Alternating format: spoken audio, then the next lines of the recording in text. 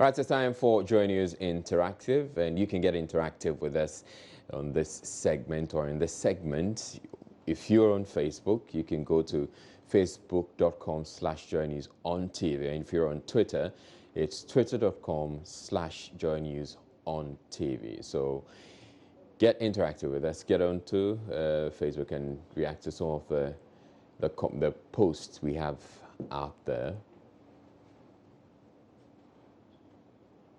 Now, tonight, President John Mahama is expected to deliver his final State of the Nation address this Thursday. The address, which will be his last as the 6th President of the 4th Republic, is expected to include his achievements during his tenure as President. What do you expect to hear from the President's final address on Thursday?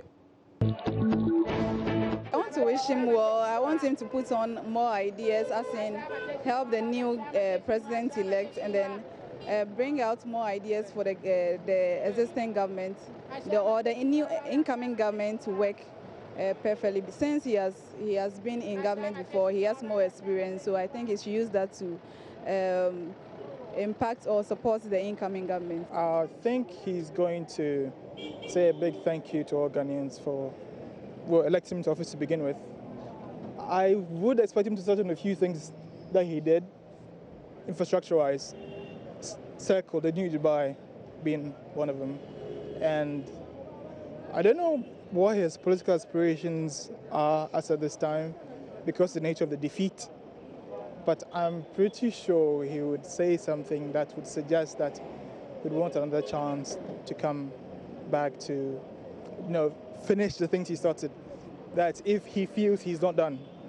Okay, as a matter of fact, I've not given it much thought, but I think he's done some things. He's accomplished a lot of projects, so I just expect me to come out and then talk about all the things that he's done, and then with regard to the elections, we in his tenure, we managed to have a very good elections, very free and fair. As a sitting president, he lost, but all the same, he's done well, so he should just talk about, the basic things that he's done, and then I'm expecting him to touch about how he ran his government and the incoming government, how he's going to hand over to them and what they are supposed to do, what he didn't do well. I'm expecting him to touch on that because there are a lot of things that went wrong late before he's leaving the office. So I'm expecting him to touch about those things, why maybe those things went on like that, and maybe anything else.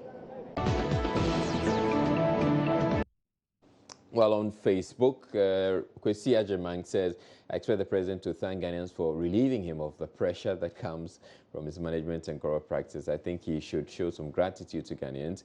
We all know the state of our economy thanks to Dr. Mamadou Bawumia. Kofi Sam says a lot, especially how his he plans to help us recover the looted money from the various chop. At least we knew that before. He thought they were doing it to help him retain power. But now that he has lost Poto, he should also expose them. Simple. Richard Kweku says, Berima Kubaji. Okay, so his name is actually Berima Kubaji Chinjini. I expect the president to give us the basis to reject the obvious untruths that would be peddled by surrogates of the incoming administration as regards the strength of the economy he bequeathed to the NPP. As they did in 2001, they will give several excuses to seek to manage our expectations. Ghanaians are wide awake and would hold the NPP to its promise. So the word is actually wide awake. And Tiana Smart says, I expect to hear about all the infrastructure developments such as the Circle Dubai, the Day SHS, blah, blah, blah, since he's in a comfortable lead on those things. Sule Mohammed says, for where? He will definitely talk about infrastructure things only and nothing else, maybe the debt he left for his successor. Kukubo says, I'm expecting Mr. President to tell us why he waited till the last minute when he lost the election before he started appointing people into offices which were vacant for past years, and if due consultations were done before those appointments. Secondly, why he didn't pay most contractors and colleges of education feeding grants.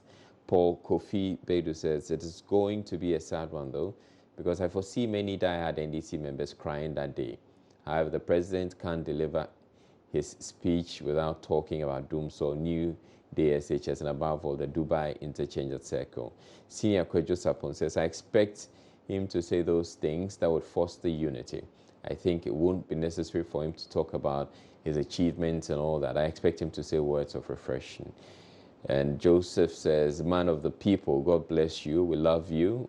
You can't have a better tomorrow if you're thinking about yesterday all the time. We all dream, but very few make efforts to follow the dreams. May all your dreams come true and you have success in your life. Owusu Ampene says, he should keep mute. He has nothing to say. The election results say it all. Well, he has a lot to say. Prince Nurdin says, I expect to hear from the president how he feels after losing the election. Kwesi Boateng Ayepa says, oh, nothing much apart from his usual messaging as with sweet words and political gimmicks. Time to make his direct beneficiary cry like what happened on the day he went and cut the sword. Remember, I'm the MPP Facebook MP for Asante Achim. So thank you very much, Kwesi Boateng, and all of you who sent us your comments. Now, unlike the 90s, it appears many new banks are emerging to meet increasing demands of customers. It is feared, however, that customer confidence in the banking industry may wane, among other reasons include incidents such as a contract staff with Stanbic Bank who allegedly defrauded customers to the tune of 900,000 cedis. What is your level of confidence in your bank, and what influences your decision as to who to trust your money with when you are in the banking hall? I still have confidence in the bank because for now, bank seems to be the surest way of saving your money. Although there have been some fraudulent banking staff, but still you have to deal with the people who you are supposed to deal with, the authorized people, and that will help. Okay, for me, I would say still I have confidence in the banking industry, irrespective of fraudulent practices that we've encountered some few days ago. And I think when I enter into a bank, I will first check out for their licensing, and I also make sure that, normally when somebody works with an institution, it's being given a tag to distinguish the person and what the person does. So for me, if I go to a banking industry, I'll make sure I will have to see that tag and your designation. If you are a teller, maybe you are a cashier, I'll make sure that you have that thing before I'll work with you. If I go to the bank, I'll talk to maybe one of the what the concession now. Yes, if I want something to do for him, yes, I'll talk to the concession now. Yeah, I can't just not give. I just not talk to anybody that no, because there's counter there, so I have to go to the counter and talk to the concession now. Yeah, I have confidence in them, because without confidence, I wouldn't even think of putting my money there. And where I save, I have confidence in them, because the way they treat me, when I go in, they have securities over there. So it's like, I don't really know whether the people over there, some can be fraudsters, but then you don't know. You understand? So I think I have confidence in my bankers. I still do have confidence in the banking hall. For instance, I'm with Unibank Ghana Limited, so I should say I'm confident in it. Nothing actually determines it, because I'm within the banking hall. I normally look out for tax that people have on their suits.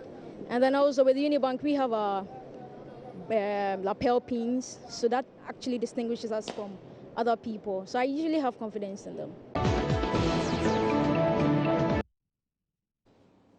All right, so Barima Kubaji Chinjini says, I have lots of confidence about my savings with GCB Bank. Once it's Ghana's, I will get my investment when it is used by a worker. My only worry is about a message I received recently about they reviewing the banking tariffs upwards. Amohinchi says they don't even have good security. Sometimes when the sun is too hot, I even enter some banks and relax. Then I continue my rounds and no one asks me nothing.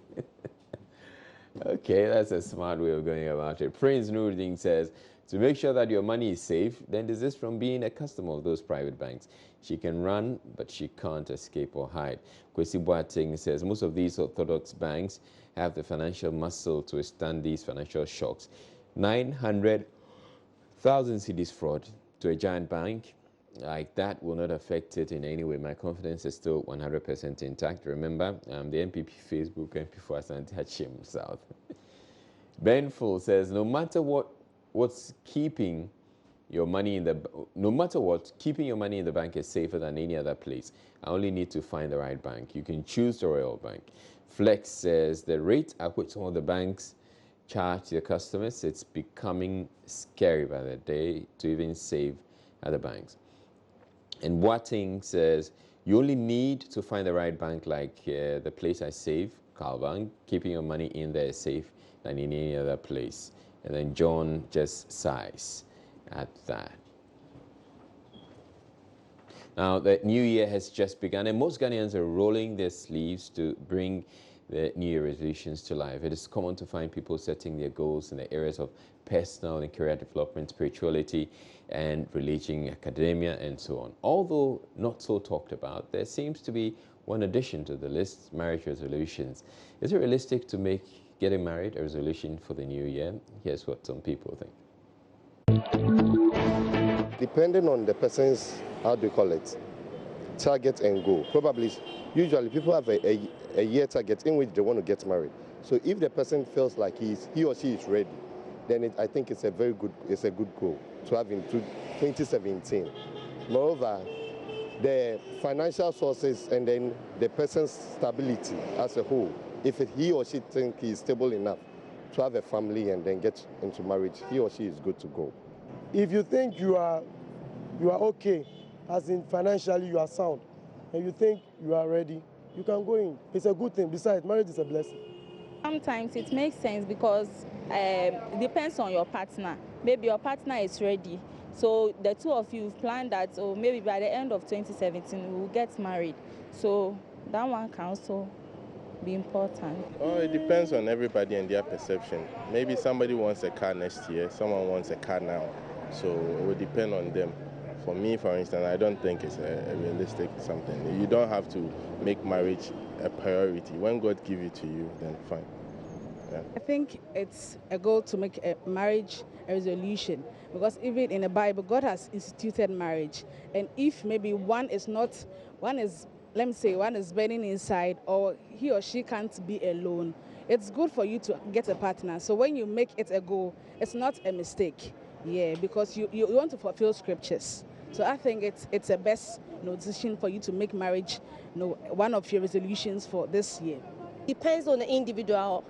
Let's say me, because I think I'm too young to make marriage a New Year resolution.